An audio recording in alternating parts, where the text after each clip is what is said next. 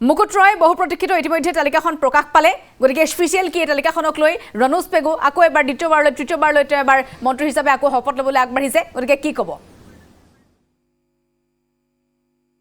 নিশ্চিতভাৱে পাপৰি আমি এই কথাটো ডাক্তৰ ৰনোজ পেগুৰ পৰাই জানিবলৈ প্ৰয়াস কৰিম আৰু প্ৰথমে আপোনাক অভিনন্দন পুনৰ দ্বিতীয়বাৰৰ কাৰণে অসম মন্ত্ৰী হকত প্ৰথমে মই ভাৰতীয় জনতা পাৰ্টিৰ নেতৃত্বক মাননীয় মুখ্যমন্ত্ৰীক ধন্যবাদ জ্ঞাপন কৰিছোঁ টুইটটো অলপ আগতে মই দেখিছোঁ গতিকে মোৰ ফালৰ পৰা ধন্যবাদ আৰু কৃতজ্ঞতা জ্ঞাপন কৰিছোঁ আৰু আমি 102জন NDAৰ প্ৰাৰ্থী হিচাপে MLA হিচাপে আমি জিকি আহিছোঁ গতিকে 102জন আমি সকলোৱে সমান আমি সকলোৱে এটা টিম হয় এটা কালেক্টিভলি আমি আমাৰ যি সংকল্প পত্ৰ আছে তাক ৰূপায়ণ কৰাৰ দায়িত্ব পালন কৰিব লাগিব আৰু তাতে এটা বিশেষ যে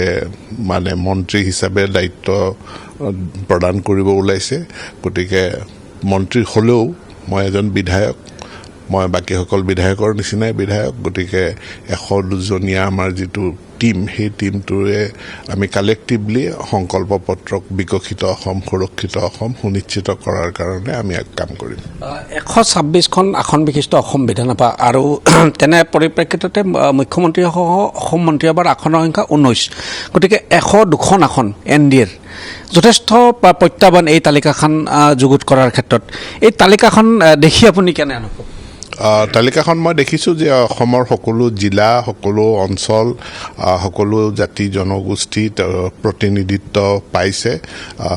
গতিকে মন্ত্ৰী সভাখনত গতিকে মাননীয় মুখ্যমন্ত্ৰীয়ে খুব সুন্দৰভাৱে ভাবি চিন্তি চাই তেখেতে এখন তালিকা প্ৰস্তুত কৰিছে তালিকা মই আদৰণি জনাইছোঁ কিন্তু মই পুনৰ কওঁ যে আমি 102জন এইটো অসমৰ ইতিহাসত আগতে হোৱা নাছিল ইয়াৰ আগতে শৰৎচন্দ্ৰ সিংহৰ দিনত 92জন জিকিছিল এইবাৰ আমি 102জন জিকিছোঁ এইটো এটা অভূতপূৰ্ব আগতে নোহোৱা সংখ্যক আসন আমি লাভ কৰিছোঁ আৰু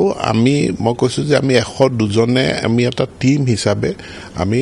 আমাৰ যি সংকল্প পত্ৰ আছে যে আমাৰ যি সুৰক্ষিত অসম বিকশিত অসমৰ লক্ষ্য আছে তাৰ কাৰণে আমি কাম কৰিম অসম মন্ত্ৰীসভাই কাইলৈ যি শপত গ্ৰহণ কৰিবলৈ গৈ আছে অসম মন্ত্ৰীসভাই আন এটা অভিলেখ সৃষ্টি কৰিবলৈ গৈ আছে কাইলৈ কাৰণ উত্তৰ পূৰ্বাঞ্চলৰ সৰ্ববৃহৎ যিটো প্ৰেক্ষাগৃহ এই প্ৰেক্ষাগৃহটোৰে প্ৰথমবাৰৰ কাৰণে শপত গ্ৰহণ হ'ব চাওক যোৱা 5টা বছৰৰ ভিতৰত মাননীয় মুখ্যমন্ত্ৰীয়ে যিসমূহ কাম কাৰ্যকালটোৰ ভিতৰতে আধাৰশিলা স্থাপন কৰি তাৰ নিৰ্মাণো সম্পূৰ্ণ কৰি তাক উদ্বোধন কৰিলে তাৰ অন্যতম এটা জ্বলন্ত নিদৰ্শন আমাৰ জ্যোতি বিষ্ণু যিটো আন্তঃৰাষ্ট্ৰীয় কলা মন্দিৰ য'ত 5,000 মানুহে একেলগে বহি অনুষ্ঠান এটা উপভোগ কৰিব পাৰে বা অনুষ্ঠানটোত অংশগ্ৰহণ কৰিব পাৰে আৰু তাত এইটো যোৱা কাৰ্যকালত নিৰ্মাণ হৈছিল উদ্বোধনো হ'ল ইয়ালৈকে দেশৰ গৃহমন্ত্ৰী প্ৰধানমন্ত্ৰী তেওঁলোকো আহিলে তাতে শপত গ্ৰহণ অনুষ্ঠান এটা হ'ব এইটো আমাৰ কাৰণে গৌৰৱৰ কথা আজি যিখন তালিকা কিছু সময় পূৰ্বে মুখ্যমন্ত্ৰীয়ে টুইটাৰ বা এক্স হেণ্ডেলযোগে প্ৰকাশ কৰিছে তাত আমি লক্ষ্য কৰিছোঁ যে ইংৰাজী বৰ্ণমালাৰ ক্ৰম অনুসাৰে এই তালিকাখন যুগুত কৰা হৈছে গতিকে এই যিখন তালিকা এই তালিকাত এতিয়াও দপ্তৰ বিতৰণ কৰা নাই আপুনি ইতিপূৰ্বে যিটো প্ৰথমটো কাৰ্যকাল তাত অত্যন্ত সফলতাৰে শিক্ষা বিভাগ ভৈয়াম জনজাতি পৰিক্ৰমা দপ্তৰ ইতিমধ্যে আপুনি পৰিচালনা কৰিছে এইবাৰ কিবা তেনেধৰণৰ প্ৰত্যাশা নাই মোৰ কোনো একো প্ৰত্যাশা নাই মোক নেতৃত্বই যি দায়িত্ব দিয়ে সেই দায়িত্ব মই পালন কৰিম আৰু মোৰ কোনো প্ৰত্যাশাও নাই মই কোনো বিচৰাও নাই তেনেধৰণে মাননীয় মুখ্যমন্ত্ৰীক আমি নেতা নিৰ্বাচন কৰিছোঁ তেখেতে যি দায়িত্ব দিব সেই দায়িত্ব আমি পালন কৰিম কাইলৈ কি ভাষাত কেনেধৰণে শপত গ্ৰহণ কৰিম অসমৰ ৰাজ্যিক ভাষা অসমীয়া ভাষাতে মই বিধানসভাতো অসমীয়া ভাষাতে শপত গ্ৰহণ কৰিছোঁ ইয়াতো অসমীয়া ভাষা আসন যথেষ্ট সীমিত সমষ্টি বা পৰিয়ালৰ কোন কোন নাই সেইটো বিষয়ে মই নাজানো এতিয়া বহুত মোৰ সমষ্টিৰ পৰাও মানুহ আহিছে গতিকে মই তাত আমাৰ টিম এটাই এৰেঞ্জমেণ্ট কৰিব মই ভাবোঁ যাতে সকলোৱে দৰ্শন লাভ কৰিব পাৰে বা সকলোৱে প্ৰেক্ষাগৃহত সোমাব পাৰে তাৰ কাৰণে চেষ্টা কৰিম এইখিনি সময় দিয়াৰ কাৰণে ধন্যবাদ আৰু এয়া আছিলে অসম মন্ত্ৰীসভাৰ যিখন তালিকা কিছু সময় পূৰ্বে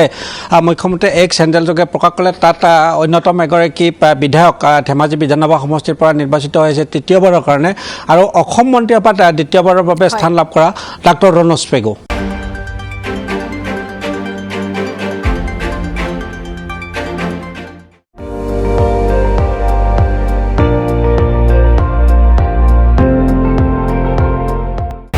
আপুনি চাই আছে ND24 সৰ্বশ্ৰেষ্ঠ নহয় সৰ্বোত্তমৰ দৌৰ